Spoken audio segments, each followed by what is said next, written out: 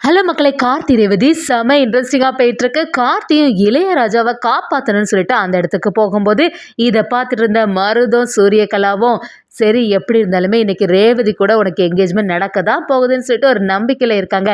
என்னதான் இருந்தாலும் கடைசி நிமிஷத்தில் மருதோட முகத்திரையை கழித்து நம்ம கார்த்தி ரேவதியோட கையில் அந்த என்கேஜ்மெண்ட் மோதிரத்தை போடுறாங்கன்னே சொல்லலாம். வீடியோக்குள்ளே போகிறக்கு முன்னாடி நம்ம சேனலுக்கு சப்ஸ்கிரைப் பண்ணிடுங்க. அப்படியே பக்கத்தில் இருக்க பெல் ஐக்கனும் கிளிக் பண்ணிடுங்க. அப்பதான் நான் போடுற வீடியோலாம் உங்களுக்கு நோட்டிபிகேஷனா வரும். மருதம் சூரியகலாவும் சேர்ந்து இந்த கார்த்தி இந்த வீட்டுல இருக்க வரைக்கும் எப்படி இருந்தாலுமே கடைசி நேரத்துல ரேவதி கூட உனக்கு என்கேஜ்மெண்ட் பண்ணாம நிறுத்திடுவான். இதுக்கு ஒரே ஒரு வழி தான் இருக்குன்னு சொல்லிட்டு ஒரு பிளான் பண்றாங்க. அதே சமயத்துல நம்ம கார்த்தியும் இளையராஜா கிட்ட அன்னதானம் கொடுக்கக்கூடிய இடத்துல உள்ள சாப்பாடு எல்லாம் எப்படி இருக்கு, அதே மாதிரி ரூபாய் எல்லாம் கரெக்டாட்டு கொடுத்துருங்க அப்படின்னு சொல்லும்போது இளையராஜாவும் அந்த இடத்துக்கே போறதுக்கு தயாராகிட்டு இருக்காங்க. இன்னொரு பக்கம் பார்த்தீங்கன்னா அங்கே சாப்பாடு தயாராகும் போது ஒரு ஆளும் வந்து அப்படியே பார்க்குறாங்க. சரி, இதான சரியான டைமு, யாரும் இல்லை, இந்த டைமை யூஸ் பண்ணி இந்த சாப்பாடில் விஷத்தை கலந்துட வேண்டியதானு சொல்லிட்டு அந்த சாப்பாடில் முழுக்க விஷத்தை கலந்து வச்சிடுறாங்க. இளையராஜாவும் அங்கே வந்து என்ன எல்லாம் ரெடி ஆயிட்டுல, சீக்கிரத்தில் எல்லாரும் சாப்பிடணும் அப்படின்னு சொல்லும்போது சரி ஃபஸ்ட்டு நானே சாப்பிட்டு பார்க்குறேன், டேஸ்ட் எல்லாம் எப்படி இருக்குன்னு பார்ப்போன்னு அங்கே இருந்து எல்லா சாப்பாடும் டேஸ்ட் பண்ணி பார்த்துடுறாங்க. இதை பார்த்து அந்த ஆளும் என்னது இது, நம்ம ஊர் மக்கள் எல்லாருக்குமே இவர் இந்த சாப்பாடு போடுவார், ஏதாவது பிரச்சனை ஆயிடுன்னு பார்த்தா இவரே தனியாக இருந்து சாப்பிட்டுட்டு இருக்காரு, நம்ம ஏதாவது மாட்டிருப்போம் அப்படின்னு சொல்லிட்டு பயந்து போயிருக்கும்போது நம்ம இளையராஜாவோ அந்த இடத்துல இருந்து கிளம்புறாங்க. கார்த்திகிட்ட எல்லா விஷயத்தையும் சொல்ல ஆரம்பிக்கிறாங்க. இங்க வந்து அன்னதானம் போடுறதுக்கு எல்லாமே ரெடியா இருக்கு, நீ எப்படியாவது ரேவதி கூட நடக்கக்கூடிய என்கேஜ்மெண்ட்டை தடுத்து நிறுத்திடு. அது மட்டும் இல்லாம என்னைக்குமே ஊர் மக்களுக்கு தான் சாப்பாடு நடக்கும், ஆனா இந்த வாட்டி நான் முறையா அந்த சாப்பாடு எல்லாமே டேஸ்ட் பண்ணி பார்த்துட்டேப்பா, எல்லாம் சூப்பரா இருந்துச்சு அப்படின்னு சொல்லிட்டு நம்ம இளையராஜாவும் கார்த்திகிட்ட எல்லாத்தையுமே சொல்ல ஆரம்பிக்கிறாங்க. இன்னொரு சைடு பார்த்தீங்கன்னா நம்ம ராஜராஜனும் கார்த்திட்டு வந்து இங்கே நடக்கிறது எதுவுமே சரியில்லை, இங்கே பார்த்தியா இவங்க எல்லாம் எவ்வளோ சந்தோஷமா இருக்காங்க, எப்படியாவது ரேவதியோட என்கேஜ்மெண்ட் தடுத்து நிறுத்தப்படணும் அப்படின்னு சொல்லிட்டு யோசிக்கிறாங்க.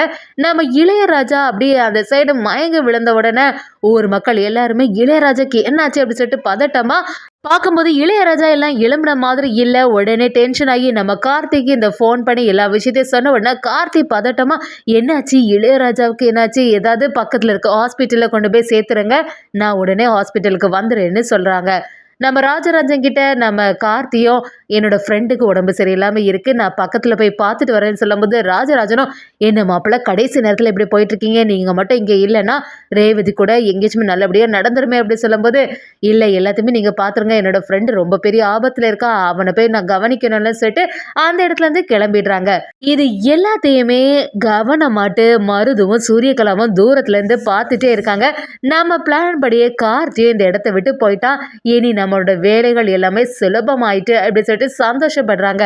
நம்ம ரோஹிணியும் அதிர்ச்சியாகி இப்போ என்னப்பா செய்கிறது, கார்த்தி வேற இங்கே இல்லை, இந்த சமயத்தை யூஸ் பண்ணி எப்படியாவது அம்மா வந்து அவங்களுக்கு சாதகமாக பயன்படுத்தி மருது கூட மறுபடியும் என்கேஜ்மெண்ட்டை நடத்திடுவாங்களே அப்படி சொல்லும்போது ராஜராஜனும் அதான் மாப்பிள்ளை சொல்லிட்டு போயிருக்காங்கல்ல, சொன்னால் வந்து அவங்க அதை நடத்திடுவாங்க, சீக்கிரமாக வந்துடுவாங்கன்னு சொல்லிட்டு ஒரு நம்பிக்கையில் இருக்காங்க. நம்ம கார்த்தியும் செம பதட்டமாக இளையராஜாவை போய் பார்க்க போகிறாங்க.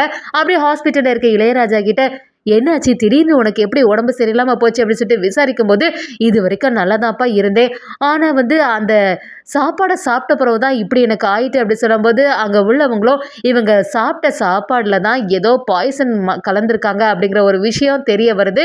உடனே நம்ம இளையராஜாவும் கார்த்தியை சேர்ந்து அன்னதானம் பண்ணக்கூடிய இடத்துக்கே போயிடுறாங்க. அங்கே வந்து சாப்பாடெல்லாம் பார்க்கும்போது கண்டிப்பாக அதில் ஏதோ ஒரு பிரச்சனை இருக்கிறத கண்டுபிடிக்கிறாங்க. இதை வந்து ஊர் மக்களுக்கு கண்டிப்பாக கொடுக்கக்கூடாது. அதே மாதிரி அங்கே உள்ளவங்ககிட்ட உங்களுக்கு சந்தேகப்படுற மாதிரி யாராவது ஒருத்தங்க இங்கே வந்தாங்களா அப்படின்னு சொல்லிட்டு விசாரணை பண்ணும்போது அந்த ஆளையும் கண்டுபிடிச்சிடுறாங்க. அப்படியே அந்த ஆளை கண்டுபிடிச்சி எதுக்காக இப்படிலாம் செய்தீங்க அப்படின்னு சொல்லிட்டு சண்டை போட்டு பிரச்சனை பண்ண ஆரம்பிக்கும் போது எனக்கு இதுக்கு எந்த சம்மந்தம் இல்லை, நான் எதுவுமே பண்ணலை அப்படின்னு சொல்லிட்டு நடிக்கும்போது அந்த சாப்பாடு அப்படியே சாப்பிட சொல்கிறாங்க. ஒழுங்கு முறையதை இதை சாப்பிடு, கண்டிப்பாக இதுக்கெல்லாம் காரணம் நீயாக தான் இருக்கோம், உண்மையை சொல்லி யார் உனக்கு இந்த மாதிரி செய்ய சொன்னா அப்படின்னு கேட்கும்போது யாருமே சொல்லலை அப்படின்னு சொல்லிட்டு எல்லா உண்மைகளும் மறைக்க ஆரம்பிக்கிறாங்க. ஒரு கட்டத்தில் எல்லாத்துக்குமே காரணம் சாமுண்டேஸ்வரி அம்மா தான். சாமுண்டேஸ்வரி அம்மாவோட வீட்டில் ஏதோ ஒரு விசேஷம் இருக்குல்ல, அது வந்து நீங்கள் அங்கே நின்னீங்கன்னா கண்டிப்பாக அது வந்து நடக்காது அப்படின்னு தெரிஞ்சு தான் சாமுண்டீஸ்வரி அம்மா தான் இந்த மாதிரி இந்த சாப்பாடுல எல்லாம் விஷத்தை கலக்க சொன்னாங்க அப்படின்னு ஈஸ்வரிக்கு மேல ஒரு பெரிய பழிய போடுறாங்க. அதை கேட்டு இளையராஜாவும் அப்படியே அதிர்ச்சியா நிற்கும் போது நம்ம கார்த்தியும் இல்ல கண்டிப்பா அத்தை வந்து இப்படி ஒரு செயலை செய்யறதுக்கு வாய்ப்பே இல்லை, வேணும்னு சொல்லிட்டு தான் அத்தைக்கு மேல இப்படி ஒரு பழிய போடுறான் அப்படின்னு சொல்லும்போது ஊர்ல உள்ள பெரியவங்க எல்லாருமே பார்த்துட்டு என்ன தம்பி இவ்வளோ பெரிய வேலையை ஈஸ்வரி அம்மா செய்திருக்காங்களா, ஏற்கனவே உங்களுக்கு அவங்களுக்கும் பகன்னு தெரியும், அதுக்காக ஊர் மக்களுக்கு இப்படியெல்லாம் ஆபத்து வர மாதிரி செய்வாங்களா அப்படின்னு சொல்லி சத்தம் போடும்போது நம்ம கார்த்தியும் இல்லை அவங்க எல்லாம் செய்யறதுக்கு வாய்ப்பே இல்லை, இதில் வேற ஏதோ ஒரு சூழ்ச்சி இருக்குது அப்படின்னு சொல்லும்போது ஊர் மக்கள் எல்லாருமே சேர்ந்து நம்ம சாமுண்டீஸ்வரியோட வீட்டிலேயே வந்து நிற்கிறாங்க.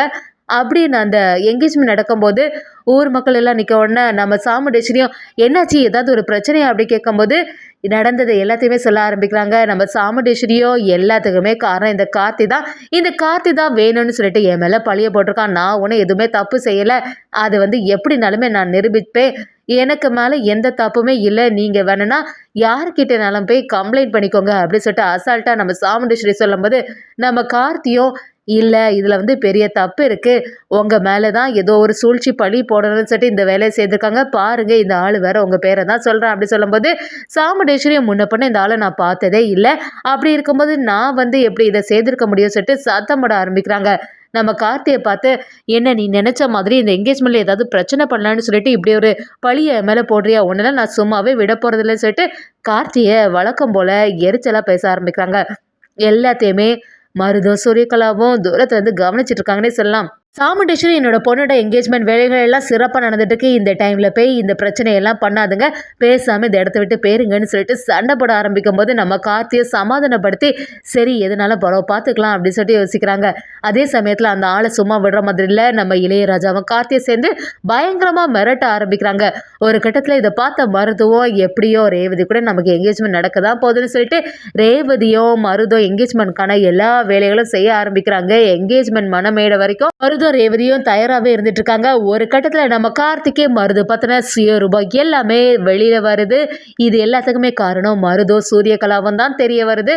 அதை தெரிஞ்சுக்கிட்டு நம்ம கார்த்தி இவ்வளோ பெரிய ஃப்ராடு வேலையை செய்திருக்கா, இவெல்லாம் நல்லவனா இருக்க வாய்ப்பே இல்லை, அது மட்டும் இல்லாமல் நம்ம அன்னைக்கு ஒருத்தனை அடித்தேன் அதே தளம்பு தான் இந்த மருதோட ஃபேஸ்லேயும் இருக்குது, எல்லாத்துக்குமே காரணம் இந்த மருதாக தான் இருக்குமா, மருது பற்றின எல்லா விஷயத்தையும் தெரிஞ்சுக்கிறதுக்கு நம்ம கார்த்தி அதுக்கான வேலைகள் எல்லாத்துலேயுமே ஈடுபடுறாங்க. அதே சமயத்தில் நம்ம ரேவதிக்கு மனசுக்குள்ளே பயங்கரமாக ஒரு சந்தேகம் வந்துகிட்டே இருக்குது, கார்த்தி வந்து நிஜமாவே நம்ம அத்தை பையனாட்டு இருந்திருந்தா நம்ம சொந்த பந்தங்கள் யாருமே இங்கே இருந்த மாதிரி இல்லையே, அம்மா கிட்ட கேட்டாலுமே எதுவுமே சொல்ல மாட்டேங்கிறாங்க, ஏதோ ஒரு சம்பவம் இதில் இருக்குது, நம்ம எதுக்குமே தயாராக இருக்கணும் அப்படின்னு சொல்லிட்டு நம்ம ரேவதி ஒரு குழப்பத்தில் இருக்கும்போது ரோகிணி ஒரு கட்டத்தில் நம்ம ரேவதி கிட்ட மறைமுகமாக உண்மைகளை சொல்கிற மாதிரி இருக்கு. அதே சமயத்தில் கார்த்தியும் கடைசி நேரத்தில் வந்து மருதுவை சரியா வெளுத்தெடுத்து எல்லாத்துக்கும் காரணம் மருது சூரியகலாவும் தான் நிரூபிச்சு நம்ம ரேவதிக்கு மோதிரம் போட வேண்டிய இருந்த எல்லா செயலையும் தடுத்து நிறுத்துறாங்க. ஒரு கடத்துல சாமுண்டீஸ்வரிக்கு முன்னாடியே சம மாசாட்டு நம்ம கார்த்தி வந்து ரேவதிக்கு மோதிரம் மாத்துறாங்கன்னே சொல்லலாம்.